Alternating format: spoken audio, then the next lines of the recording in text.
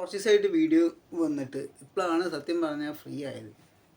എന്താ ചെയ്യുക, നമ്മൾ ഓരോ തിരക്കും കാര്യങ്ങളൊക്കെ ആയിട്ടൊക്കെ പോയി. ഹലോ ഹായ്, ഞാൻ ആക്ച്വലി കുറച്ച് തിരക്കിലായി പോയിട്ടോ. അപ്പോൾ അതാണ് സംഭവം വരാൻ പറ്റാത്തത്, വീഡിയോ വരാൻ പറ്റാത്തത്. അപ്പോൾ പെരുന്നാളൊക്കെ എങ്ങനെ ഉണ്ടായിരുന്നു? ഉഷാറായിട്ട് ആഘോഷിച്ച എല്ലാവരും. എൻ്റെ പെരുന്നാളിൻ്റെ വിശേഷം പറഞ്ഞ് ഞാനൊരു വീഡിയോ ഇട്ടിട്ടുണ്ടായിരുന്നു കേട്ടോ, 2 ദിവസം മുമ്പാണ് തോന്നുന്നു അല്ലേ. അന്ന് എന്തൊക്കെ നടന്നുള്ള കാര്യങ്ങൾ, രാവിലെ പള്ളിയിൽ പോയതും പിന്നെന്താ, അത് കഴിഞ്ഞ് പിന്നെ ഞാൻ ജിമ്മിന് പോയിട്ടോ. അത് ഞാൻ ഇതിൽ ആഡ് ചെയ്തിട്ടില്ല. ജിമ്മിന് പോയി, കുറച്ച് സമയം ഉണ്ടായിരുന്നു. അപ്പോൾ ആ സമയത്ത് ജിമ്മിനൊക്കെ പോയിട്ട് പിന്നെ ഞാൻ നേരെ ഫുഡ് കഴിക്കാൻ പോയി. ഫുഡ് കഴിച്ച് പിന്നെ കുറച്ച് സ്ഥലങ്ങളൊക്കെ കറങ്ങാൻ പോയി. സത്യം പറഞ്ഞാൽ പെരുന്നാളിൻ്റെ അന്ന് സ്ഥലം കാണാൻ പോയത് അബദ്ധമായി എന്നാണ് എനിക്ക് തോന്നുന്നത്. കാരണം ആൾക്കാരൊന്നും ഇല്ലായിരുന്നു, എല്ലാം ക്ലോസ്ഡ് ആയിരുന്നു. നമ്മൾ പെരുന്നാളിൻ്റെ അന്ന് വേറെ എവിടെയെങ്കിലുമൊക്കെ പോകാൻ നല്ലതല്ല. അപ്പോൾ അങ്ങാടി പോയിട്ട് കാര്യമില്ല, എല്ലാ കടകളും അടച്ചിരിക്കും. സത്യത്തിൽ ഞാനൊരു പൊട്ടനായി പോയിട്ട് ആ സമയത്ത്, അതാണ്. അപ്പം ആക്ച്വലി ഞാൻ ഇപ്പോൾ ഇന്ന് വീഡിയോ ചെയ്യാൻ വന്നത്, ഞാൻ ഈ വീഡിയോ ശരിക്കും അന്ന് ചെയ്യണമായിരുന്നു. പക്ഷേ ഞാൻ ഓരോ തിരക്ക്, എൻ്റെ വർക്കും കാര്യങ്ങളൊക്കെ ആയിട്ട് ഓരോ തിരക്കും കാര്യങ്ങളൊക്കെ ആയി പോയതുകൊണ്ട് എനിക്ക് ആ വീഡിയോ അന്ന് ചെയ്യാൻ പറ്റിയില്ല. അതുകൊണ്ട് ആ വീഡിയോൻ്റെ കാര്യങ്ങൾ ഇന്ന് ഞാൻ സംസാരിക്കുകയാണ് കേട്ടോ. അപ്പോൾ പെരുന്നാൾ കഴിഞ്ഞാലും അതിൻ്റെ വിശേഷങ്ങളൊക്കെ പറയുകയാണ് ഇപ്പം, കാരണം ഏകദേശം ഒരാഴ്ച ആയിട്ടില്ലല്ലോ. അപ്പോൾ നമുക്ക് സംസാരിക്കാം, ഓക്കെ. അപ്പോൾ എൻ്റെ വീഡിയോ കംപ്ലീറ്റ് വാച്ച് ചെയ്യുക. പിന്നെ ചാനൽ ഇഷ്ടപ്പെടുകയാണെങ്കിൽ subscribe and like and share, okay. എനിക്ക് ഒരുപാട് ഗുഡ് മെമ്മറീസൊക്കെ ഉണ്ട് കേട്ടോ. എന്ന് വെച്ച് കഴിഞ്ഞാൽ ഞാൻ ഓർക്കാൻ ഇഷ്ടപ്പെടുന്ന കുറച്ച് നല്ല മെമ്മറീസാണ്. അപ്പം അത് പറയുകയാണെങ്കിൽ ഒരുപാട് കാര്യങ്ങൾ പറയാനുണ്ട്. പക്ഷേ ഞാൻ ചുരുക്കി കാര്യങ്ങളൊക്കെ പറയാം ഈ വീഡിയോയിൽ, ഓക്കെ. ഈ പെരുന്നാളിന് ഒരു വലിയൊരു പ്രത്യേകത ഉണ്ട് കേട്ടോ, ഈ പെരുന്നാളിന്. കാരണം ഞാൻ പറയാം, ഞാൻ 6 വർഷമായിട്ട് ഇതുവരെ ഒരു പെരുന്നാൾ ആഘോഷിച്ചിട്ടില്ല. അതാണ് സത്യം. കാരണം ഞാൻ പറയാം, ഞാൻ വീട്ടിൽ നിന്ന് പോന്നിട്ട് 6 വർഷമായി, 6 വർഷം കഴിഞ്ഞു. അപ്പോൾ ഇത്രയും കാലമായിട്ട് ഒരു പെരുന്നാൾ പോലും ഞാൻ ആഘോഷിച്ചിട്ടുണ്ടായിരുന്നില്ല, ഒരു പെരുന്നാൾ പോലും. അതിന് കാരണങ്ങൾ ഒരുപാടുണ്ട്. എനിക്ക് അതിന് മൈൻഡ് വന്നിട്ടുണ്ടായിരുന്നില്ല. കാരണം എനിക്ക് ഭയങ്കര സങ്കടമായിരുന്നു, ഭയങ്കര സങ്കടം. കാരണം അതുകൊണ്ട് ഞാൻ ഒരു പെരുന്നാൾ ആഘോഷിച്ചിട്ടുണ്ടായിരുന്നില്ല. ആരും എൻ്റെ കൂടെ ഉണ്ടായിരുന്നില്ല, അത് വേറെ കാര്യം. ആഘോഷിക്കാനുള്ള അങ്ങനെ പറ്റിയ ഫ്രണ്ട്സോ അല്ലെങ്കിൽ അങ്ങനെ പറ്റിയ ആൾക്കാരോ അങ്ങനെ ആരും ഉണ്ടായിരുന്നില്ല. സത്യം പറഞ്ഞാൽ പെരുന്നാൾക്ക് ആരെങ്കിലുമൊക്കെ ഒന്ന് എന്നെ വിഷ് ചെയ്താലായി. വല്ല വാട്സപ്പിലൊക്കെ ഈദുൽ ഫിത്തർ അയച്ചിട്ടോ അങ്ങനെ എന്തെങ്കിലും മെസ്സേജ് അയച്ചാൽ ആ സമയത്താണ് ഞാൻ പെരുന്നാളാണ് ഇന്ന് എന്നുള്ള കാര്യം ഓർക്കില്ല. അല്ലെങ്കിൽ എനിക്ക് അറിഞ്ഞൂടാ. കഴിഞ്ഞ വർഷമൊക്കെ പെരുന്നാൾ അന്ന് ആരോ എനിക്ക് മെസ്സേജ് അയച്ചു, ഹാപ്പി ഈദ് മുബാറക്ക് പറഞ്ഞു. അങ്ങനെയാണ് ഞാൻ പെരുന്നാളാണ് അന്ന് അറിഞ്ഞത്. ഒന്നും ചെയ്തില്ല. അന്ന് എന്താ പറയാനാണ്, അന്ന് ഫുഡ് കഴിച്ച് കിടന്നു തുടങ്ങി. ഞാൻ ഉണ്ടാക്കി കുറച്ച് ചോറും കറിയുണ്ടായിരുന്നു, അതെടുത്ത് കഴിച്ച് ഞാൻ ഉറങ്ങി. പിന്നെ ഏതൊരു പെരുന്നാൾക്ക് എന്നോട് ഒരാൾ പറഞ്ഞു, ഇന്ന് പെരുന്നാളല്ലേ, ഇനി എന്തിനാ ഓഫീസ് വന്നു ചോദിച്ചു. അപ്പോൾ ഞാൻ ചോദിച്ചു, ഇന്ന് പെരുന്നാളാണോ? അപ്പോൾ അയാളെൻ്റെ മുഖത്തോട്ട് വെക്കുക. ഞാൻ ആകെ എന്തോ പോലെ ആയിപ്പോയി. കാരണം സത്യത്തിൽ പെരുന്നാളാണെന്നുള്ള കാര്യം ഇവരെ ഇതിൽ എന്ന് പറയുമ്പോൾ നമ്മൾ മുസ്ലിംസ് ആൾക്കാർക്ക് പെരുന്നാൾ കാര്യങ്ങളൊക്കെ വലിയ ആഘോഷമല്ല. അപ്പോൾ അതിനൊന്നും ആരും ഓഫീസിൽ പോകില്ല അങ്ങനെ. അപ്പോൾ അതുകൊണ്ടാണ് ഇയാൾ എൻ്റെ മുഖത്തോട്ട് വയ്ക്കിയത്. എനിക്കെന്ന് പറഞ്ഞാൽ അങ്ങനെ ഫ്രണ്ട്സോ കാര്യങ്ങളൊന്നും ഇല്ല. അങ്ങനെ ഒരു ഇത് അങ്ങനെ പറ്റിയ ഫ്രണ്ട്സൊന്നും എനിക്കില്ല സത്യം പറഞ്ഞാൽ, അതാണ്. പിന്നെ അങ്ങനെ ഒരു സർക്കിളല്ല ഞാൻ ജീവിക്കുന്നത്. ഞാൻ എൻ്റേതായിട്ടുള്ള ഒരു ഒറ്റപ്പെട്ട് ഞാൻ ജീവിക്കുന്ന ഒരാളാണ്, അതുകൊണ്ട്. അപ്പോൾ അതുകൊണ്ട് പെരുന്നാളൊക്കെ എനിക്ക് ഒരു രീതിയിൽ ആഘോഷമില്ല. ഈ വർഷം എനിക്ക് അറിഞ്ഞൂടാ എന്താ സംഭവിച്ചെന്നുള്ളത്. ആക്ച്വലി ഞാൻ നോമ്പ് പോലും മര്യാദയ്ക്ക് എടുക്കാത്തൊരു മനുഷ്യനാണ്. എനിക്ക് ഒരു രീതിയിൽ ഒന്നിനോടും താല്പര്യമില്ലാതെ ഞാൻ ഒഴിഞ്ഞു മാറിപ്പോയൊരു വ്യക്തിയാണ്. എനിക്ക് എന്തോ ഒരു ലൈഫാണ് എൻ്റേത്. എനിക്കിങ്ങനെ കുറേ പണിയെടുക്കും, പട്ടിയെ പോലെ കുറേ പണിയെടുക്കുന്നുണ്ട്, കുറേ പൈസ ഉണ്ടാക്കുന്നുണ്ട്, എന്നിട്ടെന്താ വന്ന് കടന്നുറങ്ങും. ഇതന്നെ സെയിം കാര്യം, സംഭവം അതാണ് നമ്മൾ ലൈഫിൽ നടക്കുന്നത്. ജോലി ഉറക്കം, ജോലി ഉറക്കം, അങ്ങനെയൊക്കെ തന്നെ. വേറെ പ്രത്യേകിച്ച് പണിയൊന്നുമില്ല, ഓക്കെ. അപ്പോൾ ഇങ്ങനെ ലൈഫാണ് എൻ്റേത്. വേറെ അതിൽ പ്രത്യേകിച്ച് പുതിയ ആൾക്കാർ വരാനോ പോകാനോ അല്ലെങ്കിൽ കൂടെ നിൽക്കാനോ അല്ലെങ്കിൽ ഒന്നിനും ആൾക്കാരില്ല. നോമ്പ് എനിക്ക് എടുക്കണം എന്നൊരു ആഗ്രഹം തോന്നാൻ കാരണം മറ്റൊന്നുമല്ല കേട്ടോ, എന്തോ ഒരു തോന്നൽ, അതാണ്. എവിടുന്ന് വന്ന തോന്നൽ എനിക്ക് അറിഞ്ഞൂടാ, എനിക്കങ്ങ് തോന്നി നോമ്പ് എടുക്കണം. അപ്പോൾ നോമ്പെടുത്തു. നോമ്പ് ഞാൻ ആദ്യം മുതൽ എടുക്കാൻ തുടങ്ങി. അങ്ങനെ എടുത്തെടുത്ത് പിന്നെ എനിക്ക് പള്ളിയിൽ പോകണം തോന്നി. പള്ളിയിൽ ഇഫ്താറും കാര്യങ്ങളൊക്കെ ഉണ്ട് എന്ന് പറഞ്ഞപ്പോൾ പോയി. പള്ളിയിൽ പോകണം തോന്നി, നിസ്കരിക്കണം തോന്നി, അങ്ങനെ കുറേ കാര്യങ്ങൾ തോന്നി. അങ്ങനെ ഞാൻ നിരന്തരമായിട്ട് പള്ളിയിൽ പോകാൻ തുടങ്ങി, നിസ്കരിക്കാൻ തുടങ്ങി, ഓക്കെ. അപ്പോൾ അങ്ങനെ നോമ്പും കാര്യങ്ങളൊക്കെ കഴിഞ്ഞപ്പോഴും എനിക്ക് അതിനെ കണ്ടിന്യൂ ചെയ്താൽ കൊള്ളാമെന്നുണ്ട് കേട്ടോ. ആ സംഭവം തന്നെ കണ്ടിന്യൂ ചെയ്ത് പോകണമെന്ന് ഭയങ്കര ആഗ്രഹം. കാരണം അതിൽ എന്തോ ഒരു സംതിങ് ചേഞ്ച്, ഒരു പോസിറ്റിവിറ്റി എനിക്ക് ഫീൽ ചെയ്തു. അതായത് ഞാൻ എടുത്ത ആ നോമ്പിലായാലും ആ സംഭവത്തിൽ എനിക്ക് ഭയങ്കര പോസിറ്റീവായിട്ട് ആ ദിവസങ്ങളൊക്കെ ഞാൻ ഭയങ്കര എനർജി ആയിരുന്നു. കാരണം എൻ്റെ ഒരു ലൈഫ് ഷെഡ്യൂൾ പറയുകയാണെങ്കിൽ ഈ 30 ദിവസം നോമ്പെടുത്തല്ലോ, ഈ നോമ്പെടുത്ത് എനിക്ക് ഒരു ക്ഷീണം തോന്നിയിട്ടില്ല. ഏതോ ഒരു ദിവസം എനിക്ക് ചെറിയ തലകറക്കം മാത്രം ഉണ്ടായിട്ടോ. അല്ലാത്ത ദിവസങ്ങളൊക്കെ ഞാൻ രാവിലെ ഇവിടുന്ന് ഏകദേശം ഒരു 5:30 മണിക്ക് എണീക്കും. സോറി 5:30 5 മണിക്ക് എണീക്കും. എന്നിട്ട് ഫുഡ് കഴിക്കും. ഫുഡ് കഴിച്ചിട്ട് ഫുഡ് പറയുമ്പോൾ ഞാൻ ഫ്രൂട്ട്സാണ് കഴിക്കുക. കഴിച്ചിട്ട് പിന്നെ ഉറങ്ങൂല, ഞാൻ വർക്ക് ചെയ്യും. കാരണം എനിക്ക് എൻ്റെ വർക്ക് ഇഷ്ടം പോലെ ഉണ്ട്, ഓഫീസ് വർക്കാണ് ചെയ്യുക, ഞാൻ ഉറങ്ങില്ല, അത് തീരൂല. അപ്പോൾ ഒരു 6:30 വരെ ഞാൻ വർക്ക് ചെയ്യും. 6:30ക്ക് ഞാൻ എൻ്റെ ഡ്രസ്സൊക്കെ ചേഞ്ച് ചെയ്ത് ഞാൻ ജിമ്മിന് പോകും. ജിമ്മിന് എൻ്റെ ഓഫീസിലാണ്. നോമ്പെടുത്തിട്ടാണ് ജിമ്മിന് പോകുന്നത് കേട്ടോ. ജിമ്മിന് പോയിട്ട് ഞാൻ 1 മണിക്കൂർ വർക്കൗട്ട് ചെയ്യും. ഈ നോമ്പെടുത്തിട്ട് ജിമ്മിന് പോകാമെന്ന് പറഞ്ഞാൽ ഹെവി റിസ്ക്കാണ്. കാരണം വെള്ളം പോലും കുടിക്കാൻ പറ്റില്ല. നമ്മൾ ആകെ ടയേർഡായിട്ട് നമുക്ക് വെള്ളം കുടിക്കേണ്ട അവസ്ഥ വരും. പക്ഷേ അപ്പോഴും ഞാൻ കൺട്രോൾ ചെയ്യും.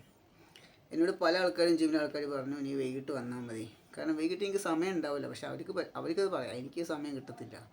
അവരെന്നോട് പറയും എല്ലാവരും നോമ്പ് എടുക്കുന്നവരൊക്കെ വൈകിട്ടാണ് വരുന്നത് നോമ്പ് തുറന്നിട്ട്. പക്ഷേ എനിക്ക് ഒരിക്കലും അത് സാധിക്കില്ല. കാരണം എനിക്ക് കുറച്ച് ദൂരമുണ്ട്. അതായത് അവിടുന്ന് പോന്നു കഴിഞ്ഞാൽ പിന്നെ ഞാൻ തിരിച്ചു പറഞ്ഞാൽ കുറച്ച് ബുദ്ധിമുട്ടാണ്. അപ്പോൾ അതുകൊണ്ട് ഞാൻ രാവിലെ വർക്കൗട്ട് ചെയ്യാൻ പോകും. 1 മണിക്കൂർ വർക്കൗട്ട് ഏകദേശം ഒരു 8 മണി മുതൽ. കാരണം എൻ്റെ ഓഫീസ് ടൈമിങ് ജിം ഓപ്പണിങ് ചെയ്യുന്നത് 8 മണിക്കാണ്. അപ്പോൾ ഞാൻ ഇവിടുന്ന് ഒരു 6:30 7 മണിക്കാകുമ്പോൾ ഇറങ്ങും. അങ്ങനെ അവിടെ എത്തിയതിന് ശേഷം കുറച്ചവിടെ ഇരിക്കും. എന്തെങ്കിലും ഫോണിൽ വല്ല ദിക്റോ അല്ലെങ്കിൽ ദുആയൊക്കെ ഉണ്ടെങ്കിൽ അത് കേട്ടുകൊണ്ടിരിക്കും. എന്നിട്ട് പിന്നെ എന്ത് ചെയ്യും, പിന്നെ ഞാൻ വർക്കൗട്ട് ചെയ്യും. വർക്കൗട്ട് ചെയ്ത് കഴിഞ്ഞാൽ പിന്നെ അറിയാലോ നമ്മൾ ആകെ ഡൗണാണ് മൊത്തത്തിൽ നോമ്പും.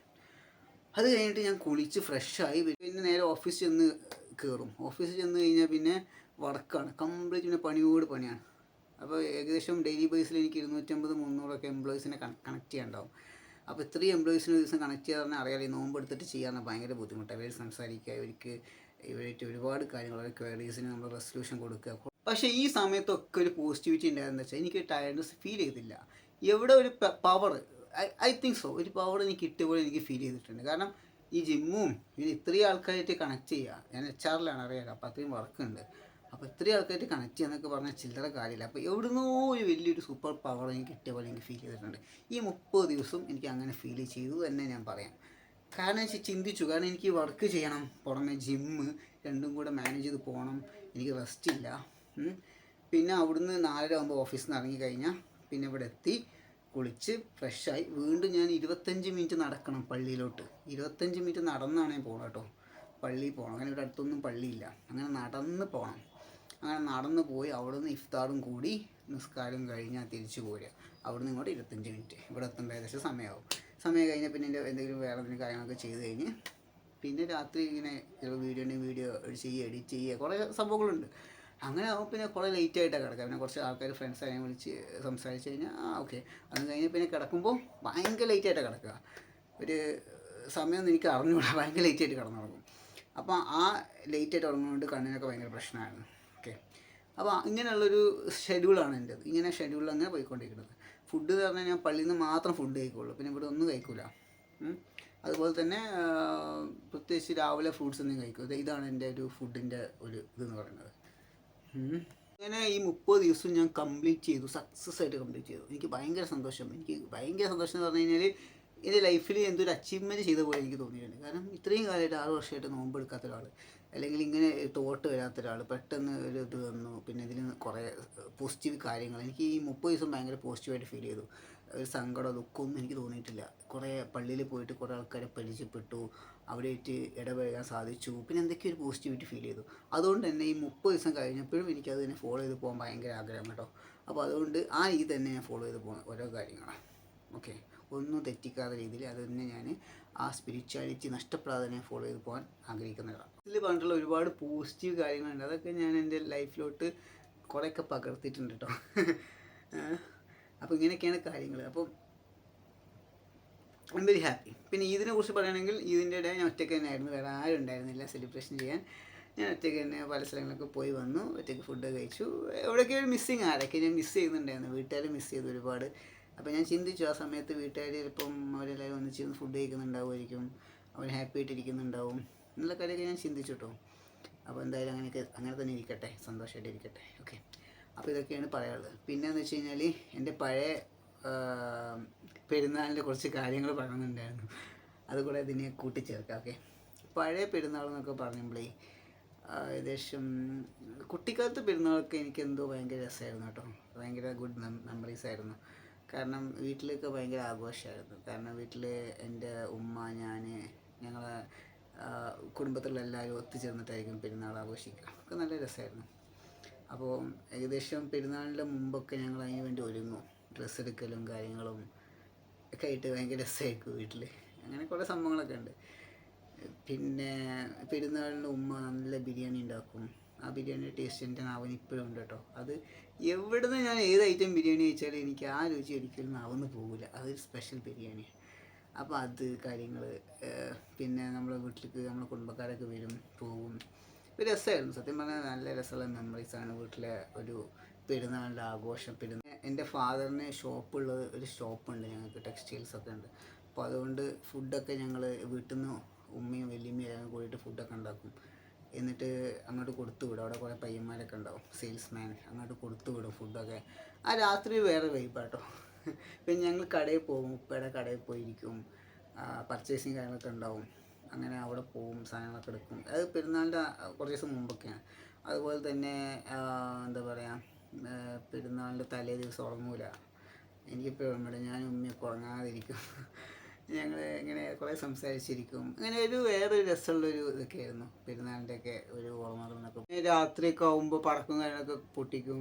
ഫാദർ പടക്കം കാര്യങ്ങളൊക്കെ വാങ്ങും, അല്ലെങ്കിൽ ഞങ്ങൾ കസിൻസൊക്കെ വാങ്ങും. എല്ലാവരും കൂടിയിട്ട് പടക്കം പൊട്ടിക്കുക. രസമാണ്, ഒത്തിരി രസമായിരുന്നു പെരുന്നാളൊക്കെ വീട്ടിൽ. അപ്പോൾ പിന്നെ ഇങ്ങനെ എൻ്റെ വയസ്സ് ഇങ്ങനെ കൂടുന്നതനുസരിച്ച് എനിക്കിങ്ങനെ രസം കുറഞ്ഞു വന്നു. അതാണ് സത്യത്തിൽ. എനിക്ക് അത് എൻ്റെ മൈൻഡ് എന്നൊക്കെ മാറി. എന്തോ എനിക്ക് ഭയങ്കരധികം പ്രശ്നങ്ങളും കാര്യങ്ങളൊക്കെ ആയി. ഇതുമായി ബന്ധപ്പെട്ടുള്ള പ്രശ്നങ്ങളായപ്പോൾ ആരോടും അങ്ങനെ സംസാരിക്കണം താല്പര്യമില്ല. അങ്ങനെ ഒതുങ്ങിപ്പോയി ഞാൻ ലൈഫിൽ. ഇങ്ങനെ ഒതുങ്ങി ഒരു മൂലയിലായിപ്പോയി. ഇതൊക്കെയാണ് കാര്യങ്ങൾ കേട്ടോ. എന്താ പറയുക, പെരുന്നാളിൻ്റെ കാര്യങ്ങൾ. ഇപ്പോൾ ഡീറ്റെയിൽ ആയിട്ട് ഞാൻ ആ കാര്യങ്ങൾ സംസാരിക്കുന്നില്ല, വീട്ടിൽ എന്തൊക്കെയാണ് നടന്നുള്ളത്. കാരണം എനിക്കത് ഞാൻ വീണ്ടും അങ്ങനെ ഓർക്കുമ്പോൾ എനിക്ക് ഭയങ്കര ബുദ്ധിമുട്ടാണ്. പഴയ ഓർമ്മകളൊക്കെ ഓർക്കുമ്പോൾ. അതുകൊണ്ടാണ് ഞാനത് അധികമായിട്ട് ഡീറ്റെയിൽ ആയിട്ട് കാര്യങ്ങൾ സംസാരിക്കാത്തത്. ഓക്കെ, പറയുകയാണെങ്കിൽ ഞാൻ ഭയങ്കര അധികം ഒറ്റപ്പെട്ട് ജീവിക്കുന്ന ഒരാളാണ്. ഒറ്റപ്പെട്ട് ജീവിക്കുക എനിക്ക് സത്യം പറഞ്ഞാൽ എൻ്റെ ഒരു ക്യാരക്ടറാണ്. എനിക്കങ്ങനെ ഒരുപാട് ഫ്രണ്ട്സിനോടൊന്നും താല്പര്യമില്ല. ഒരുപാട് ഫ്രണ്ട്സായിട്ട് ഇങ്ങനെ കറങ്ങുക, അവിടെ പോകുക, അങ്ങനെ ഒരു ക്യാരക്ടറല്ല എൻ്റെത്. അങ്ങനെ ഞാൻ അങ്ങനത്തെ ടൈപ്പും അല്ല അത്. പക്ഷേ എനിക്ക് ഭയങ്കര ലിമിറ്റഡ് ഫ്രണ്ട്സ് എന്ന് പറഞ്ഞാൽ എനിക്ക് ഒരുപാട് ഫ്രണ്ട്സ് ഉണ്ട്. ഇപ്പോൾ എടുത്ത് നോക്കുകയാണെങ്കിൽ 4000-5000 ഫ്രണ്ട്സ് എനിക്ക് കാണും. വിളിച്ചാൽ സംസാരിക്കും. അങ്ങനെ അവിടെ കാണും, ഇവിടെ കാണും. റോട്ട് കണ്ടു കഴിഞ്ഞാൽ അവർ ഫ്രണ്ട്സാണ്, അവിടെ ഫ്രണ്ട്സാണ്, എല്ലാവരും ഫ്രണ്ട്സാണ്. പിന്നെ ഫുഡൊക്കെ എൻ്റെ വീഡിയോ കണ്ടപ്പോൾ ആരോ ഒരു കമൻറ്റ് ഇട്ടായിരുന്നു കേട്ടോ. ആ കമൻറ്റ് ഇട്ട ആളെ എനിക്ക് അറിഞ്ഞൂടാ. ഭയങ്കര ഒറ്റയ്ക്ക് ഇരുന്ന് ഫുഡ് കഴിക്കുക, ആരുമില്ല. അങ്ങനത്തെ കുഴപ്പമൊന്നുമില്ല. നമുക്ക് എങ്ങനെയാണെങ്കിലും ഫുഡ് കഴിക്കുക. ആരും വേണമെന്നില്ല ഫുഡ് കഴിക്കാൻ. എങ്ങനെയാണ് ഫുഡ് കഴിക്കുക, ഒറ്റക്കോ അല്ലെങ്കിൽ നമുക്ക് വേറെ അടുത്തും പോയിരുന്നോ, അങ്ങനെ വേണമെങ്കിൽ കഴിക്കാം. ഞാൻ പിന്നെ അറിയാമല്ലോ, പെരുന്നാൾക്ക് വേറെ ആരും ഉണ്ടായിരുന്നില്ല ആഘോഷിക്കാൻ. അപ്പോൾ അതുകൊണ്ട് ഒറ്റയ്ക്കാണ് ഇരുന്ന് ഫുഡ് കഴിച്ചത്. അതാണ്, അല്ല വേറെ ഒന്നുമില്ല. നമ്മൾ ഒറ്റയ്ക്ക് തന്നെയാണ് പൊതുവെ ഉള്ളത്. പിന്നെ പ്രത്യേകിച്ച് പെരുന്നാൾക്ക് എന്ന് പറയണ്ട, പൊതുവെ ഒറ്റയ്ക്കാണ്. പിന്നെ പെരുന്നാളിൻ്റെ ഒന്നും ഒറ്റയ്ക്കായി, അത്രയേ ഉള്ളൂ. എനിക്ക് കുറേ പ്ലാൻസൊക്കെ ഉണ്ട്. പക്ഷേ ഒന്നാമത് സമയം കിട്ടാത്തതുകൊണ്ടാണ്. കുറേ പ്ലാൻസ് ഉണ്ട് നമുക്ക് കുറച്ചും കൂടെ സോഷ്യലി ആവാൻ. പുറത്തൊക്കെ പോയിട്ട് കുറച്ചും കൂടെ സോഷ്യലി ആവാൻ കുറേ പ്ലാൻ ഉണ്ട്. പിന്നെ എനിക്ക് സമയമില്ല, അതാണ് മെയിൻ. എനിക്ക് ആകെ കിട്ടുന്നത് ശനി ഞായറാണ്. ഈ ശനി ഞായർ ഒരുപാട് പണിയുണ്ട് വേറെ. ബാക്കിയുള്ള ദിവസങ്ങളൊക്കെ എനിക്ക് സത്യം പറഞ്ഞു കഴിഞ്ഞാൽ തിരിയാൻ സമയം ഉണ്ടാവില്ല. ജോലിയാണ്, ജോലി ഫുൾ ടൈം ജോലിയാണ്. പിന്നെ വൈകിട്ട് ഞാൻ ടയേർഡാവും. അപ്പം അതുകൊണ്ടൊക്കെയാണ് ഞാനിങ്ങനെ നിൽക്കുന്നത്. അല്ലെങ്കിൽ ഒരുപാട് പ്ലാൻസ് ഉണ്ട്. വേറൊരു കാര്യം പറയട്ടെ, എൻ്റെ വീഡിയോൻ്റെ താഴെ വന്നിട്ട് ചില ആൾക്കാർ ഇങ്ങനെ ചോദിട്ടോ. അപ്പോൾ കുറേ ആൾക്കാർ പറയാറുണ്ട് മൈൻഡ് ചെയ്യണ്ട, ഈ എന്തിനാണ് നോക്കണത് കമൻറ്റ്സ്. പക്ഷേ നമ്മൾ മനുഷ്യരല്ലേ, നമ്മൾ നോക്കിപ്പോകും കമൻറ്റ്സ്. കുറേയൊക്കെ നമ്മളിങ്ങനെ ഒഴിവാക്കി വിടും. പിന്നെ ഇങ്ങനെ ഈ റിപ്പീറ്റ് ചെയ്ത കമൻറ്റ്സ് തന്നെ ഇങ്ങനെ കാണുമ്പോഴേ ഇങ്ങനെ ഇടയ്ക്കൊക്കെ ഇങ്ങനെ വീഡിയോൻ്റെ താഴെ വന്നിട്ട് ഇങ്ങനെ ആൾക്കാർ ചൊറിയാൻ വേണ്ടി കമൻറ്റ്സ് ഇടും. എന്ന് വെച്ചാൽ അവർക്കിപ്പോൾ ഞാൻ ഉള്ളൊരു കാര്യം പറയാമല്ലോ. ഞാൻ ഇപ്പോൾ വീഡിയോൻ്റെ മുന്നിൽ വന്ന് നിങ്ങളോട് പറഞ്ഞു ഞാൻ ഇങ്ങനെ മാറിയ ഒരാളാണെന്ന് പറഞ്ഞതുകൊണ്ട് മാത്രമാണ് നിങ്ങൾക്ക് മനസ്സിലായത് അല്ലേ? അല്ലെങ്കിൽ നിങ്ങൾ എൻ്റെ ക്രോമസോം നോക്കിയിട്ടോ അല്ലെങ്കിൽ എൻ്റെ മുഖം നോക്കിയിട്ടോ അല്ലെങ്കിൽ എൻ്റെ എന്തെങ്കിലും നോക്കിയിട്ടോ അല്ലല്ലോ. ആണോ? അല്ല. അപ്പോൾ ഞാൻ ഇങ്ങനെ പറഞ്ഞുകൊണ്ടാണ് നിങ്ങൾക്ക് പോലും മനസ്സിലായത്. ഇവന്മാരെന്താ ചെയ്യണം അറിയോ? ഇടയ്ക്കിടയ്ക്ക് വന്നിട്ട് എൻ്റെ വീഡിയോൻ്റെ താഴെ വന്നിട്ട് നീ ഒരിക്കലും ഒരു ശരിക്കുള്ള ഒരാളല്ല, നിൻ്റെ ക്രോമസോണൊക്കെ പെണ്ണിൻ്റെതാണ്, നിൻ്റെ ഇത് പെണ്ണിൻ്റെതാണ്, മറ്റത് പെണ്ണിൻ്റെതാണ്, നീ ഒരിക്കലും ഒരു പുരുഷനല്ല എന്നൊക്കെ ഇങ്ങനെ ഇടയ്ക്ക് കമൻസ് ഇടുക. ആദ്യം ഞാൻ വിചാരിച്ച് പോട്ടെയാണ്. കാരണം നമ്മളധികം മൈൻഡ് ചെയ്തില്ല, സത്യത്തിൽ വിട്ട് കളഞ്ഞ പോട്ടെ, അങ്ങോട്ടേനെ ഇടട്ടെ അങ്ങനെ വിചാരിച്ച്. പിന്നെ ഞാൻ രണ്ടാമത്തെ തവണ ഇതേപോലെ കമൻറ്റ് ഇട്ടു. അപ്പോൾ ഞാൻ അവരോട് പറഞ്ഞു ഇങ്ങനെ, ഞാൻ ആ കമൻറ്റ് ഡിലീറ്റ് ചെയ്തു കേട്ടോ. രണ്ടാമത്തെ കമൻറ്റ് ഡിലീറ്റ് ചെയ്തു. കാരണം വേണ്ട, എന്തിനാ വെറുതെ നമ്മൾ. മൂന്നാമത് ആ ചങ്ങായി എന്ത് ചെയ്തു, കമൻറ്റ് ഇട്ടു. അപ്പോഴാണ് ഞാൻ ഒരു ഷോർട്ട് വീഡിയോ ഇട്ടത്. ഇങ്ങനെ ഇത് പറഞ്ഞാണ്ട് ആ ഇട്ട കമൻ്റ് എടുത്ത് ഞാൻ ഷോർട്ട് വീഡിയോ ചെയ്തു. എന്നിട്ടും കുറച്ച് ദിവസം കഴിഞ്ഞ ശേഷം അപ്പോൾ പിന്നെ ഒന്നും കണ്ടില്ല കേട്ടോ. അപ്പോൾ ഞാൻ വെച്ച് പോയി കാര്യം വിചാരിച്ചു. അത് കഴിഞ്ഞതപ്പോൾ 2 ദിവസം മുമ്പ് എങ്ങാനും പഴയ ഏതോ വീഡിയോക്ക് ഞാൻ പണ്ടെങ്ങാനും ചെയ്തൊരു വീഡിയോയുടെ താഴെ പോയിട്ട് അന്നിട്ട് അതേ കമൻറ്റ് വീണ്ടും ഇട്ടേക്കുന്നു. നിൻ്റെ ക്രോമസോൺ പെണ്ണിൻ്റെതാണ്, നീ പെണ്ണാണ്, നീ ഒരിക്കലും ആണാവൂല, അതുകൊണ്ട് അവനെ വലിയ വർത്തമാനം പറഞ്ഞ കമൻറ്റ് ഇട്ടുണ്ട്. അപ്പോൾ അതിൻ്റെ താഴെ ഞാൻ പ്രതികരിച്ചു. ഞാൻ ഇതുവരെ പ്രതികരിച്ചിട്ടുണ്ടായിരുന്നില്ല അവൻ്റെ വീഡിയോൻ്റെ താഴെ, അല്ല അവൻ്റെ കമൻറ്റിൻ്റെ താഴെ. അപ്പോഴാണ് 3ാമത്തെ ഇട്ട കമൻറ്റിനാണ് പ്രതികരിച്ച്. ഞാൻ പറഞ്ഞു, ഇനി ഈ കമൻറ്റ് ഇട്ടാൽ ശരിക്കും ഞാൻ ആരായി കേട്ടോ, ഞാൻ ആരായി കമൻറ്റ് ഇട്ടാൽ എന്നെ കണ്ടുപിടിച്ചാൽ എനിക്ക് പണിയൊന്നുമില്ല. ഞാൻ താഴെ ഇട്ട് കമൻറ്റ് ശരിക്കും ഈ അറിയും, ഞാൻ നല്ല ഇത് കമൻറ്റ് ഇട്ടു. അപ്പോൾ അതിന് റിപ്ലൈ തന്നെ എന്താ പറയുക, നീ എന്തിനാ പ്രതികരിക്കുന്നതൊക്കെ പെണ്ണുങ്ങളാണ്. അത് കേട്ടപ്പോൾ എനിക്ക് ചിരി വന്നു കേട്ടോ. കാരണം എന്തെങ്കിലും കാര്യം പറഞ്ഞാൽ പ്രതികരിക്കാത്തൊക്കെ ആണുങ്ങളല്ല പെണ്ണുങ്ങളാണെന്ന് പറഞ്ഞപ്പോഴേ അത് പുതിയ കണ്ടുപിടുത്താണേ. അത് പറഞ്ഞിട്ട് അങ്ങനെ ഒരു കമൻറ്റ് ഇട്ടു. പിന്നെ എന്തൊക്കെയോ എക്സ്പ്ലനേഷനോ എന്തൊക്കെയുണ്ടോ പറഞ്ഞേ. അപ്പോഴാണ് ഞാൻ എന്ത് ചെയ്തത്, അതെടുത്ത് ഞാനങ്ങ് പോസ്റ്റ് ഇട്ടത്. ഇതിൽ നമ്മളെ യൂട്യൂബിൽ പോസ്റ്റ് കൊണ്ടിട്ടത്. അപ്പോൾ ആ പോസ്റ്റിൻ്റെ കമൻറ്റ്സ് ഒന്നും ഞാനധികം വായിച്ചില്ല, എനിക്ക് സമയം കിട്ടിയില്ല. ഓക്കെ. അപ്പോൾ ഇവൻ മനസ്സിലാക്കിയത് ഈ ക്രോമസോൺ സാധനം കണ്ടിട്ടുണ്ടോ ആദ്യം? അത് ഞാൻ ചോദിക്കട്ടെ, എന്താണ് ഈ ക്രോമസോൺ പറഞ്ഞത്? നമ്മളെ ശരീരത്തിലുള്ള ഈ സെല്ലാണ് ക്രോമസോൺ പറയുന്നത്. സെല്ലാണ് സാധനം. ഇങ്ങനെ നോക്കിയാൽ കാണുന്ന ഒരു സാധനമല്ല അത്. പിടിച്ചു നോക്കിയാലും അറിയില്ല ഏതാണ് സെല്ല്, ആണിൻ്റെ ആണോ പെണ്ണിൻ്റെ ആണോ എന്നുള്ളത് പിടിച്ചു നോക്കിയാൽ അറിയാൻ പറ്റും സെല്ല് എന്താണെന്നുള്ളത്. മൈക്രോസ്കോപ്പ് എന്ന സാധനമുണ്ട്, നമ്മൾ സ്കൂളിലൊക്കെ പഠിച്ചിരുന്ന കാലത്തുള്ള. അതിൽ കൂടെ വെച്ച് ഇങ്ങനെ നോക്കിയാൽ തന്നെ ഈ സ്ക്വയറിലാണ് അത് കാണുക. ഇങ്ങനെ എന്തോണോ ഈ തേനീച്ചക്കൂടില്ലേ, തേനീച്ചക്കൂടിൻ്റെ ആ ഇതുണ്ടല്ലോ, ആ ആകൃതിയിലാണ് കാണുക. അത് തന്നെ ഏതാണ് ആണിൻ്റെത് പെണ്ണിൻ്റെത് നമുക്ക് മനസ്സിലാവില്ല. സയൻറ്റിസ്റ്റുകൾ ഡിഫൈൻ ചെയ്തതാണത് XX. അപ്പോൾ ഇങ്ങനെ ബാഡ് കമൻറ്റ്സ് ഇടുന്ന കുറേ ആൾക്കാരുണ്ട് കേട്ടോ. അപ്പം എനിക്കൊന്നും പറയാനില്ല അവരുടെ അടുത്ത്.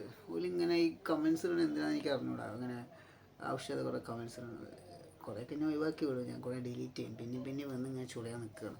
അപ്പോൾ ചുളയാൻ നിൽക്കുമ്പോൾ നമ്മളിങ്ങനെ പ്രതികരിക്കുക, സത്യം പറഞ്ഞാൽ പ്രതികരിച്ച് പോവുകയാണ്. നാച്ചുറലി നമുക്ക് തോന്നുകയാണ്. കാരണം അങ്ങനെയാണ് ഓരോ കമൻറ്റ്സ് കണ്ട് നമുക്ക് പറയാൻ തോന്നുന്നു. അപ്പോൾ ഇതൊക്കെയാണ് കാര്യങ്ങൾ പറയാനുള്ളത്. പിന്നെയെന്ന് വെച്ച് കഴിഞ്ഞാൽ ഇങ്ങനെ ഞാൻ ഈ റിലേഷൻഷിപ്പിൻ്റെ കാര്യം നോക്കുന്നുണ്ടായിരുന്നു. ഒരു പാർട്ട്ണറെ കല്യാണം കഴിക്കാൻ വേണ്ടിയിട്ട് കേട്ടോ. അല്ല ലിവിങ് ടുഗദർ ഒന്നുമല്ല, എനിക്കതിനൊന്നും താല്പര്യമില്ല. കല്യാണം കഴിക്കാൻ വേണ്ടിയിട്ടാണ്. എനിക്ക് ലിവിങ് ടുഗദർ കോൺസെപ്റ്റ് എനിക്ക് ഇഷ്ടമുള്ളതല്ല. സോ മാരേജ് എന്ന സംഭവം ചെയ്യാൻ വേണ്ടിയിട്ടായിരുന്നു. അപ്പോൾ പാർട്ട്ണർ നോക്കുന്നുണ്ടായിരുന്നു. അപ്പോൾ ഈ കല്യാണം നോക്കുമ്പോഴുള്ള പ്രശ്നം എന്താ വെച്ച് കഴിഞ്ഞാൽ ഇങ്ങനെ കുറേ കാര്യങ്ങൾ നമ്മളിതിന് മുമ്പ് സംസാരിച്ചിട്ടുണ്ടായിരുന്നു അല്ലേ. കല്യാണത്തിൻ്റെ കാര്യവുമായി ബന്ധപ്പെട്ട് നമ്മൾ ഒരുപാട് ഇഷ്യൂസ് സംസാരിച്ചിട്ടുണ്ടായിരുന്നു. ഞാൻ അനുഭവിച്ചുള്ള കാര്യങ്ങൾ, ആൾക്കാരെന്നെ പറ്റിച്ച കാര്യങ്ങൾ, ആൾക്കാരെന്നോട് ചെയ്തിട്ടുള്ള കുറേ കാര്യങ്ങൾ സംസാരിച്ചിട്ടുണ്ടായിരുന്നു. അപ്പം ഒരു പ്രധാനപ്പെട്ട കാര്യം ഞാൻ പറയാൻ വിട്ടുപോയിട്ടോ. പറഞ്ഞിട്ടുണ്ടോ എന്ന് എനിക്ക് ഓർമ്മയില്ല.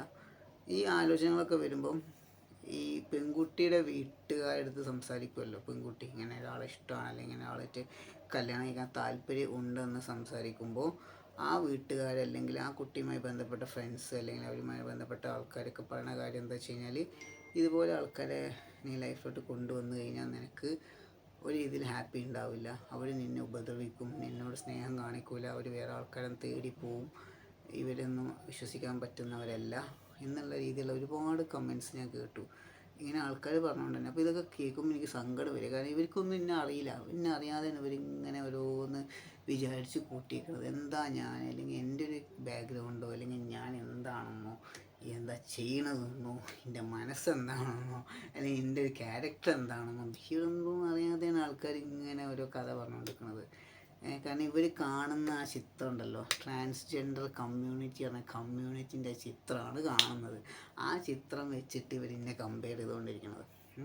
റോഡിൽ രാത്രി സെക്സ് വർക്കിന് പോയി നിൽക്കുന്ന പെണ്ണുങ്ങൾ, ട്രാൻസ് വുമൻസ്, അതുപോലെ തന്നെ കൈ കൊട്ടുന്ന ആൾക്കാർ, ട്രെയിനിൽ അവിടെയൊക്കെ കൈ കൊട്ടുന്ന ആൾക്കാർ കാണാറില്ലെങ്കിൽ, അതുപോലെ തന്നെ തുണി പൊക്കി കാണിക്കുന്ന ആൾക്കാർ, പിന്നെ റോട്ടിൽ കിടന്ന് കച്ചറ ഉണ്ടാക്കുന്ന ടീം, പിന്നെ കുറേ ആൾക്കാർ ചെറിയ റിലേഷൻഷിപ്പ്, അങ്ങനെ ഈ ടീപ്പ് ആൾക്കാരെ വെച്ച് അതിൽ വെള്ളടിയും ഡ്രിങ്ക്സും ഓരോ സംഭവങ്ങൾ എക്സെട്ര ഉള്ള ആൾക്കാരെ വെച്ച് ഇന്നെ കമ്പയർ ചെയ്യണം. ഞാൻ ഭയങ്കര നല്ല ഡീസൻ്റ് ആയിട്ടുള്ള ഭയങ്കര ഒരാളാണെന്നല്ല ഉദ്ദേശിച്ചത്. പക്ഷെ ഇതൊക്കെ വെച്ചിട്ട് എന്നെ കമ്പയർ ചെയ്യുന്ന ആലോചിച്ച് നോക്കി നിങ്ങൾ. എന്നിട്ടാണ് ഇവരിങ്ങനെ പറയുന്നത് ഓരോ കാര്യങ്ങൾ. എന്നെ വെച്ച് എന്തിനാ കമ്പയർ ചെയ്യേണ്ട ആവശ്യം? എന്നിട്ട് ഇങ്ങനെ കുറേ സംഭവങ്ങൾ പറയാം. എനിക്കിതൊക്കെ കേൾക്കുമ്പോൾ സങ്കടം വരികയാണ്, സങ്കടം. എനിക്ക് ആദ്യം ചിരി വരും കേട്ടോ. ഇതൊക്കെ ആദ്യം കേൾക്കുമ്പോൾ എനിക്ക് ചിരി വരും. കാരണം നമ്മളിപ്പോൾ ഒരു കാര്യം അറിയാതെ, ആൾക്കാരെ കുറിച്ച് ഒന്നും അറിയാതെ ആൾക്കാർ സംസാരിക്കുന്നത്. പിന്നെ എനിക്ക് ചിരി വരും, സങ്കടം വരും. പിന്നെ അങ്ങനെ കുറച്ച് ആൾക്കാർ, പിന്നെയും വേറെ കുറേ സംഭവങ്ങളുണ്ട് കേട്ടോ, ഞാൻ പറയാം. എനിക്കിങ്ങനെ കുറച്ച് ആൾക്കാർ എന്നെ വിളിച്ചിട്ടുണ്ടായിരുന്നു, ഇങ്ങനെ കല്യാണവുമായി ബന്ധപ്പെട്ട് കല്യാണം ആലോചിക്കാൻ വേണ്ടി വിളിച്ചിട്ടുണ്ടായിരുന്നു. ഇപ്പോഴല്ല, കുറച്ച് മുമ്പാണ്. അതിൽ ഒരു മാഷുണ്ടായിരുന്നു, മൂപ്പര് എൻ്റെ ഫ്രണ്ടായിരുന്നു. ഫ്രണ്ട് എന്ന് പറഞ്ഞാൽ ഫേസ്ബുക്ക് വഴി പരിചയപ്പെട്ട ഫ്രണ്ട്. അപ്പോൾ ഇയാൾ എന്നോട് പറഞ്ഞു, ഒരു കുട്ടിയുണ്ട്, മുസ്ലിമാണ് കുട്ടി, മുസ്ലിമാണ്, നമുക്ക് ആലോചിക്കാം, എൻ്റെ ആളുടെ നാട്ടുകാരിയാണെന്നൊക്കെ പറഞ്ഞു. അപ്പം ഞാൻ ആയിക്കോട്ടെ, എൻ്റെ നമ്പർ കൊടുക്കുക, വീട്ടുകാർ വിളിക്കാൻ പറയും, അങ്ങനെ നമുക്ക് നോക്കാമെന്ന് പറഞ്ഞു. ഇയാൾ ഇങ്ങനെ എത്ര പറഞ്ഞാലും ഒരിക്കലും നമ്പർ തരില്ല, ഫോൺ നമ്പർ തരുന്ന പരിപാടിയില്ല. ആ കുട്ടീനെ കുറിച്ച് ഇങ്ങനെ പൊക്കി പൊക്കി പറയും, ആ കുട്ടീൻ്റെ വീട്ടുകാരെ കുറിച്ച് ഇങ്ങനെ പൊക്കി പറയും. ഇതന്നെ പറഞ്ഞുകൊണ്ടിരിക്കും വിളിച്ചു കഴിഞ്ഞാൽ. ആ കുട്ടി അത് പഠിക്കുകയാണ്, അങ്ങനെയാണ്, നീ ഓക്കെയാണ്. അപ്പം ഞാൻ പറഞ്ഞു, ശരി, നിങ്ങളെ നമ്പർ എന്നാലും സംസാരിക്കാൻ പറ്റുള്ളൂ. നിങ്ങൾ ഒന്നെങ്കിൽ കുട്ടിയുടെ നമ്പറല്ലേ, ഒന്നെങ്കിൽ നിങ്ങൾ ആ കുട്ടീൻ്റെ നമ്പർ തരിക, അല്ലെങ്കിൽ വീട്ടുകാരുടെ നമ്പർ തരിക, എന്നല്ലേ നടക്കുള്ളൂ. നമ്പർ തരില്ല. അപ്പോൾ എനിക്ക് മനസ്സിലായി, ഇത് എൻ്റെ സമയം കളയാനും എന്നെ പറ്റിക്കാനുമുള്ള പരിപാടിയാണ്. ഞാൻ പറഞ്ഞ്, മേലാൽ ഇമാതിരി ഇതും കൊണ്ട് എടുത്തിട്ട് വരരുത്. നിങ്ങളുടെ ഉദ്ദേശം എന്താ എനിക്ക് അറിഞ്ഞൂടാ. വെറുതെ ഒരാളിങ്ങനെ വിളിച്ച് ഇങ്ങനെ ഇതും പറഞ്ഞ് നമുക്ക് ആശ തരിക, നമ്മളങ്ങനെ സമയം കളയുക, എന്നുള്ള ഇതല്ല ചെയ്യുന്നത്. അതൊന്ന്. പിന്നെ വേറെ സംഭവം, ഇതേ വ്യക്തി തന്നെ വേറെ നമ്പറിൽ നിന്ന് വിളിച്ചിട്ട്, ആ നമ്പറിൽ എന്നെ ഒരു തവണ വാട്സപ്പിൽ മെസ്സേജ് ചെയ്താട്ടോ. അതുകൊണ്ടാണ് എനിക്ക് ആ ആൾ തന്നെയാണ് ഇത് മനസ്സിലായത്. 2 നമ്പർ ഉണ്ടാക്കുക. വേറെ നമ്പറിൽ നിന്ന് എന്നെ വിളിച്ചിട്ട് പറഞ്ഞു, വേറെ പേരിൽ പറഞ്ഞു, അങ്ങനെ ഒരു കുട്ടിയുണ്ട്, അങ്ങനെയാണ്, നിങ്ങളെ കാര്യമൊക്കെ അറിയാം എന്നൊക്കെ പറഞ്ഞ് വിളിച്ചു. ശരി, എന്നാൽ കാര്യങ്ങളൊക്കെ ചോദിച്ചു. അത് കുട്ടിയുടെ മാമനാണെന്ന് പറഞ്ഞ് വിളിക്കണം, മാമൻ, അങ്കിളി. എന്നിട്ട് കുറേ നേരം സംസാരിച്ച് ഞാൻ പറഞ്ഞു, ശരി, നിങ്ങൾ നമ്പർ തരുന്നു. നമ്പർ തരൂല, എത്ര നമ്പറില്ല. പിറ്റേന്ന് തന്നെ വിളിച്ച്, അപ്പോഴും നമ്പർ തരൂല. ഇങ്ങനെ വീട്ടുകാരെ പൊക്കി പറയാം, വീട്ടുകാർ അങ്ങനെയാണ്, അവർക്ക് അങ്ങനെയാണ്, കുട്ടി അങ്ങനെയാണ്. ശരി, ആയിക്കോട്ടെ, എന്തെങ്കിലും ആയിക്കോട്ടെ, നിങ്ങൾ നമ്പർ തരി. അപ്പോഴും തന്നെ പറഞ്ഞുകൊടുക്കുകയാണ്, ഈ കഥ എങ്ങനെ പറഞ്ഞുകൊടുക്കുകയാണ്. അപ്പോൾ എനിക്ക് മനസ്സിലായി, പണ്ട് ആ ഒരുത്തണ്ടായിരുന്നല്ലോ, അത് തന്നെയാണോ സംശയം തോന്നി. ഞാൻ വാട്സപ്പിലെ നമ്പർ വയ്ക്കപ്പോഴാണ് അത് തന്നെ സെയിം ആളാണ്. ഞാൻ നല്ലോണം കൊടുത്തു പറഞ്ഞ് എൻ്റെ വായിക്കട മൊത്തം പറഞ്ഞ്, എന്തായി ചെയ്തുകൊണ്ടിരിക്കണത്? ഇത്രയും സമയം, 1 മണിക്കൂറോളം ഇത്രയും കഥ പറഞ്ഞേ, രാത്രിയായിട്ട്, തലേ ദിവസമായാലും. എന്താ അവിടെ ചെയ്തുകൊണ്ടിരിക്കുന്നത്? ഒരു ദിവസം മൊത്തം നിന്നിട്ട് കഥ പറയാം, പിറ്റേ ദിവസം അതേ കഥ തന്നെ. എൻ്റെ സമയം, ഒരുപാട് പ്രശ്നങ്ങളുണ്ട്. ഇതൊന്നും മനസ്സിലാക്കാതെ ആൾക്കാർ ഇങ്ങനെ കളിച്ചുകൊണ്ടിരിക്കണം. അത് അന്ന്. പിന്നെ വേറൊരു ഇൻസ്റ്റയിൽ പരിചയപ്പെട്ടൊരു പെൺകുട്ടി എനിക്ക് ഇങ്ങോട്ട് വന്ന റിക്വസ്റ്റാണ്. അതൊരു മുസ്ലിം തന്നെ കേട്ടോ, ഇതും മുസ്ലിം തന്നെ. എന്നിട്ട് ഈ കുട്ടി എന്നെ വിളിച്ചിട്ട് പറഞ്ഞു, ഷൈനല്ലേ, ഈ കുട്ടിയുടെ ഒരു കൂട്ടുകാരി ഉണ്ട്, അത്ര ഡിവോഴ്സാണ്. ആ കുട്ടി വീട്ടിൽ ഉമ്മ മാത്രമേ ഉള്ളൂ, നമുക്ക് നോക്കാമെന്ന് പറഞ്ഞു. അപ്പോൾ ഞാൻ പറഞ്ഞു, ശരി, എനിക്ക് കുഴപ്പമൊന്നുമില്ല. ഇപ്പോഴല്ല കേട്ടോ, 2 മന്ത്സത്തേക്കുമാണ്, 2-3 മാസമായി സംഭവം നടന്നിട്ട്. അപ്പോൾ ശരി, ആയിക്കോട്ടെ, ഞാൻ കുഴപ്പമൊന്നുമില്ല. ഇവളെന്തൊക്കെയോ പറഞ്ഞാൽ ആ കുട്ടിയുടെ നമ്പറും തന്നില്ല, ആ കുട്ടിയുടെ ഫോട്ടോയും കാണിച്ചു തന്നില്ല. ഞാൻ ഒരുപാട് വട്ടം പറഞ്ഞു, എൻ്റെ ഫ്രണ്ടല്ലേ, നീ ആ ഫോട്ടോ ഒരു ഇതിൽ നമ്മൾ ജസ്റ്റ് അയച്ചോ, ഞാൻ ഡിലീറ്റ് ചെയ്തോളാം, അല്ലെങ്കിൽ എനിക്ക് വ്യൂവൻസിലിട്ടോന്ന് പറഞ്ഞു. അത് തരത്തില്ല, അവൾ പെർമിഷൻ വേണമെന്ന് പറഞ്ഞു. ശരി, എന്നാൽ ഞാൻ അവളോട് ചോദിച്ചിട്ട് താന്ന് പറഞ്ഞു. അപ്പോൾ ഇതുവരെ കിട്ടിയിട്ടില്ല ഫോട്ടോ, നമ്പർ നിന്നിട്ടില്ല, കുട്ടിയുടെ വീട്ടുകാരുടെ നമ്പർ നിന്നിട്ടില്ല, ഉമ്മ മാത്രമേ ഉള്ളൂ പറഞ്ഞു. ഇവളെ കുറിച്ച് ഇങ്ങനെ പൊക്കി പറയും, ഈ കുട്ടി അങ്ങനെയാണ്, നിനക്ക് നന്നായി ചേരും, നിങ്ങൾ തമ്മിൽ നല്ല ഇതായിരിക്കും, അവളെ വീട്ടിൽ ഉമ്മ മാത്രമേ ഉള്ളൂ, അങ്ങനെയാണ് ഇങ്ങനെയാണ്, അവൾക്ക് കറങ്ങാൻ പോകാൻ ഇഷ്ടമാണ്, അവൾക്ക് ഫുഡ് കഴിക്കാൻ ഇഷ്ടമാണ്, അവൾക്ക് അതിഷ്ടമാണ്, ഇതിഷ്ടമാണ്, മറിച്ചാണ്. അവളെങ്ങനെ അവളെ ഇഷ്ടങ്ങൾ ഇങ്ങനെ പറഞ്ഞുകൊണ്ടിരിക്കുക എൻ്റെ അടുത്ത്. ഞാൻ ആദ്യമൊക്കെ വിചാരിച്ച്, ശരിക്കും എന്തെങ്കിലും കാര്യമുള്ള ഏതായാലും പെൺകുട്ടിപ്പോൾ ഏതായാലും നമ്മളിങ്ങനെ പറ്റിക്കൂലല്ലോ, ഇങ്ങനെ കറക്കൂലല്ലോ. ആദ്യം ഞാനത് കുറേ കേട്ട് നിന്ന്, കാരണം ഞാൻ ഓഫീസിൽ വരുന്ന വൈകൊക്കെ ഈ കുട്ടി വിളിക്കുക, ഈ കഥ കേൾക്കുക, ഈ കഥ പറയാൻ. ഓഫീസിൽ അവിടെ നിന്ന് ഇങ്ങോട്ട് നടന്നു പോകാനാണ് 10-15 മിനിറ്റ്. അപ്പോൾ ഇതിങ്ങനെ കേട്ടുകൊണ്ടിരിക്കുക. അതുപോലെ തന്നെ എന്താ, കുറേ ദിവസം അങ്ങനെ കേട്ടുകൊണ്ടിരുന്നു. കേട്ട് എനിക്ക് മതിയായി. പിന്നെ എനിക്ക് മനസ്സിലായി, അങ്ങ് വീടാണ്, നമ്മളെ വെറുതെ സ്വീപ്പാക്കണമാണ്, വെറുതെ നമ്മളെ സമയം കളയാം, എന്ത് കാര്യം അതുകൊണ്ടുള്ളത്. ഇങ്ങനെ കുറച്ച് ആൾക്കാരുണ്ട്. ഇത് കേൾക്കുമ്പോൾ എന്താ തോന്നുന്നത് അല്ലേ? ഞാൻ അതല്ല ആലോചിക്കണം, ഇതൊക്കെ എൻ്റെ തലയിൽ തന്നെയാണല്ലോ കറങ്ങി തിരിഞ്ഞ് വരുന്നതെന്നുള്ളത്. അപ്പോൾ ഞാൻ വിചാരിക്കും, ലോകത്ത് ഏറ്റവും കൂടുതൽ പ്രയാസം അനുഭവിക്കുന്ന ആൾക്കാരുണ്ടാവും, ഒന്ന് രോഗികൾ, വളരെയധികം ബുദ്ധിമുട്ടുള്ള രോഗാവസ്ഥയിൽ നിൽക്കുന്ന ആൾക്കാർ, പിന്നെ കഷ്ടപ്പെടുന്ന ആൾക്കാർ, എല്ലാത്തിലും ബുദ്ധിമുട്ട് അനുഭവിക്കുന്ന ആൾക്കാർ, ഇതുപോലെ ഒറ്റപ്പെട്ട് ജീവിച്ച് ആരുടെയും എന്താ പറയുക എല്ലാവരും ഒഴിവാക്കി ഒറ്റപ്പെട്ട് ജീവിക്കുന്ന ആൾക്കാർ, അത് അത്രയും ബുദ്ധിമുട്ടായി ജീവിക്കുന്ന ആൾക്കാർ, ഇവർക്കായിരിക്കും എന്തെങ്കിലും ഒരു നല്ലൊരു കാര്യം ദൈവം കണ്ടു വെച്ചിട്ടുണ്ടാവുക, എന്തെങ്കിലും ഒരു കാര്യം. അതിപ്പം ഇവിടുന്ന് അല്ലെങ്കിൽ നാളെ മരിച്ചിട്ടാണെങ്കിൽ അവിടുന്ന്, ഓക്കെ. അപ്പോൾ അങ്ങനെ വിചാരിച്ച് ഞാൻ എന്ത് ചെയ്യും, അത് ഇങ്ങോട്ട് ഒഴിവാക്കി വിടുക ചെയ്യുന്നത്. പിന്നെ അങ്ങനെ എനിക്ക് വിചാരിക്കാൻ പറ്റുള്ളൂ സത്യത്തിൽ. അപ്പോൾ ഇങ്ങനെ കുറേ ആൾക്കാർ ഇങ്ങനെ ചെയ്യുമ്പോൾ ഭയങ്കര സങ്കടം വരും കേട്ടോ. കാരണം എനിക്ക് സത്യമായിട്ടും എനിക്ക് ഭയങ്കര ഫീലിംഗ് അതൊക്കെ. കാരണം ഞാൻ ഇങ്ങനെ വിചാരിക്കുക, ആൾക്കാർ എന്താ എന്നോട് ഇങ്ങനെയൊക്കെ ചെയ്യണത്, ഞാൻ എന്ത് തെറ്റവർ ചെയ്തത്, എന്തിനാ വെറുതെ എൻ്റെ അടുത്ത് വന്നാണ്ട് ഇങ്ങനെയൊക്കെ ഡയലോഗ് അടിക്കണം, ഞാൻ എന്താ പറയുക, ഞാൻ ഉപദ്രവിച്ചിട്ട് പോലുമില്ല, വല്ല എനിക്ക് അറിയും കൂടില്ല. ഞാൻ അങ്ങനെ വിചാരിക്കും, എന്തിനാണ് ഇങ്ങനെയൊക്കെ ആൾക്കാർ എന്നോട് ചെയ്യണമെന്നുള്ളത്. പിന്നെ ഞാൻ നേരത്തെ പറഞ്ഞ പോലെ തന്നെ എന്തെങ്കിലും ഒരു നല്ല കാര്യത്തിനായിരിക്കും കാര്യങ്ങൾ. ഇത് ഞാനിപ്പോൾ ഇത് പറയാൻ വേണ്ടിയിട്ടല്ല ഞാൻ വീഡിയോ ചെയ്തത്. ഞാൻ നമ്മളെ പെരുന്നാളും കാര്യങ്ങളും വിഷയങ്ങളൊക്കെ പറയാൻ വേണ്ടി ചെയ്ത വീഡിയോ ആണ്. അപ്പോൾ അതിൻ്റെ കൂടുതൽ ഞാൻ പറഞ്ഞു പോയി എന്നുള്ളൂ. ഓക്കെ, അപ്പോൾ ഇതൊക്കെ തന്നെ കാര്യങ്ങൾ ഗൈസ്. എന്തായാലും നിങ്ങൾ വിചാരിക്കണ്ട ഞാൻ എപ്പോഴെപ്പോഴും നെഗറ്റീവ് മാത്രമേ പറയുന്നു, ഒരിക്കലല്ല കേട്ടോ. എനിക്ക് നെഗറ്റീവ് അനുഭവങ്ങൾ വരുമ്പോൾ ഷെയർ ചെയ്യാനാണ്. നിങ്ങൾ വിചാരിക്കണ്ട എനിക്ക് എപ്പോഴും നെഗറ്റീവ്സ് മാത്രമേ ഉള്ളൂ, നല്ല പോസിറ്റീവ്സും ഉണ്ട്. പോസിറ്റീവ്സ് വരുമ്പോൾ ഞാൻ പോസിറ്റീവ് പറയാറുണ്ട്. ഓക്കെ, അപ്പോൾ അതൊന്ന് ഷെയർ ചെയ്തെന്നുള്ളൂ. കാര്യങ്ങളൊക്കെ ഒന്ന് ഷെയർ ചെയ്യണം എന്നുണ്ടായിരുന്നു, അതുകൊണ്ട് ഷെയർ ചെയ്തതാണ്. ഓക്കെ, അപ്പോൾ ഗൈസ് ഇന്നത്തെ വീഡിയോ കൂടുതലൊന്നും പറയാനില്ല, ഞാൻ അവസാനിപ്പിക്കുകയാണ്. അപ്പോൾ വീഡിയോ ഇഷ്ടപ്പെടുകയാണെങ്കിൽ നിങ്ങൾ എന്ത് ചെയ്യുക, സബ്സ്ക്രൈബ് ചെയ്ത് സപ്പോർട്ട് ചെയ്യുക. അപ്പോൾ മാക്സിമം ഷെയർ ചെയ്യുക. ഓക്കെ, അപ്പോൾ നമുക്ക് അടുത്ത വീഡിയോ കാണാം. ബൈ.